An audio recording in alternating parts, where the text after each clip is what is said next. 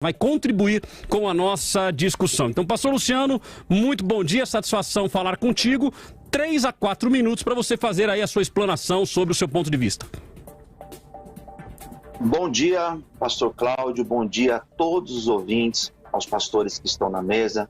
Quero dizer que é um prazer estar aqui mais uma manhã para falar de um assunto tão importante, um assunto bem interessante. E falar acerca desse tema, pastor, é falar, no meu ponto de vista, eu quero fazer coro com a voz do pastor Arthur. Falar desse assunto é falar de duas coisas que, no meu ponto de vista, elas são incompatíveis.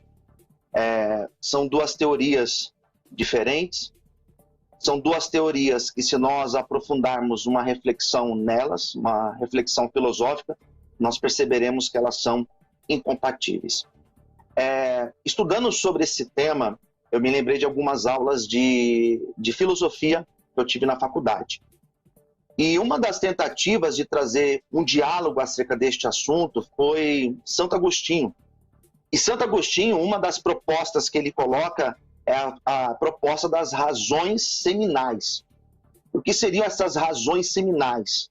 Que Deus cria, que Deus forma e coloca na sua criação sementes que podem evoluir. Então nós olhamos, por exemplo, essa proposta de Santo Agostinho, que depois São Boaventura também vai trabalhar essa questão. Nós percebemos que existe essa possibilidade de uma evolução dentro daquilo que Deus criou. Na fala do pastor Arthur, no começo da sua apresentação, da sua ideia, ele colocou a ideia da microevolução. E o que seria essa microevolução?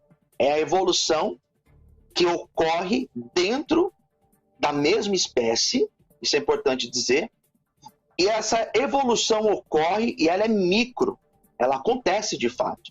Eu acredito que isso nós não questionamos, acredito que a ciência vai explicar isso de forma muito simples, e nós acreditamos tranquilamente nisso. A Bíblia não vai se contrapor a isso. Mas quando nós olhamos para a macroevolução, ou numa possível mudança de uma espécie, nós começamos a esbarrar, nós começamos a ver limites.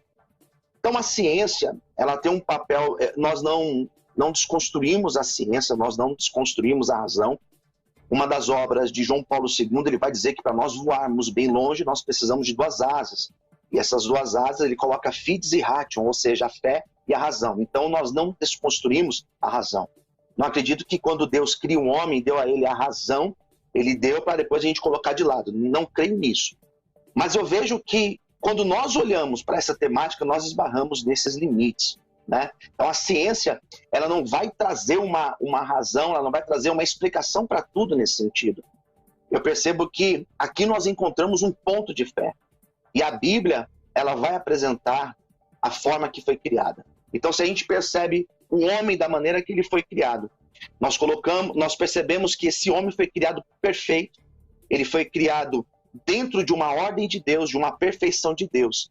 E se nós pensamos, por exemplo, que esse homem foi criado, mas ele precisou evoluir para chegar onde nós estamos hoje, nós podemos então questionar, será que quando Deus criou, ele criou dentro de uma perfeição, ou ele criou com limites que precisariam ser aperfeiçoados com o tempo? Então são esses limites que eu vejo ao tentar unir essas duas ideias, essas duas teorias. Maravilha. Então tá aí a opinião inicial do pastor Luciano, que continua conosco